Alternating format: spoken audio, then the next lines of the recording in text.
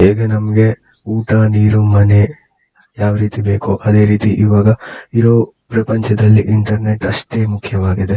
ನಮ್ಗೇನೇ ಒಂದು ಮಾಹಿತಿ ತಿಳ್ಕೊಬೇಕು ಅಂತಂದ್ರೆ ನಾವು ನಮ್ಮ ಲೈಬ್ರರಿ ನಿಯರ್ ಬೈ ಇರೋ ಲೈಬ್ರರಿಗೆ ಹೋಗಲ್ಲ, ಅಥವಾ ನಮ್ಮ ಗುರುಗಳಿಗೆ ಕರೆ ಮಾಡಿ ತಿಳ್ಕೊಳ್ಳಲ್ಲ. ನಾವೇನ್ ಮಾಡ್ತೀವಿ, ಇಂಟರ್ನೆಟ್ ಅಲ್ಲಿ ರಿಸರ್ಚ್ ಮಾಡ್ತೀವಿ.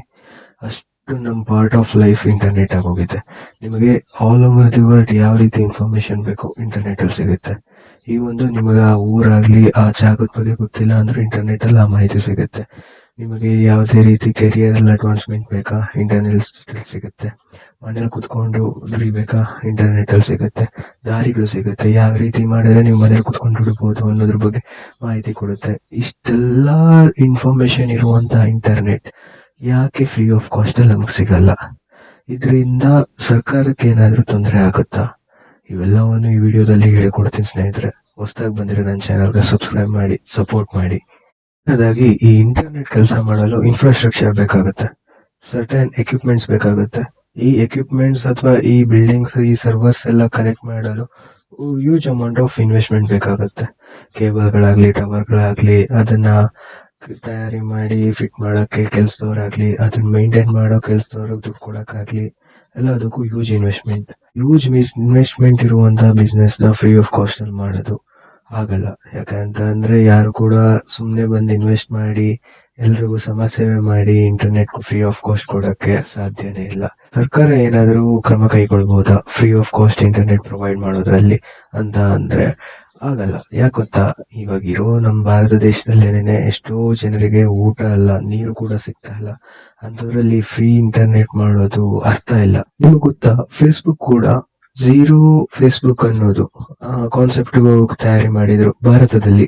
ಏನಪ್ಪಾ ಝೀರೋ ಫೇಸ್ಬುಕ್ ಅನ್ನೋ ಕಾನ್ಸೆಪ್ಟ್ ಅಂತ ಅಂದ್ರೆ, ಝೀರೋ ಫೇಸ್ಬುಕ್ ಅಂತ www.zero.facebook.com ಅಥವಾ zero.facebook.com ಅಂತ ಓದ್ತಿದ್ರೆ ಇದರಲ್ಲೇನು ಫೇಸ್ಬುಕ್ ವಿತೌಟ್ ಇಂಟರ್ನೆಟ್ ವರ್ಕ್ ಆಗ್ತಿತ್ತು.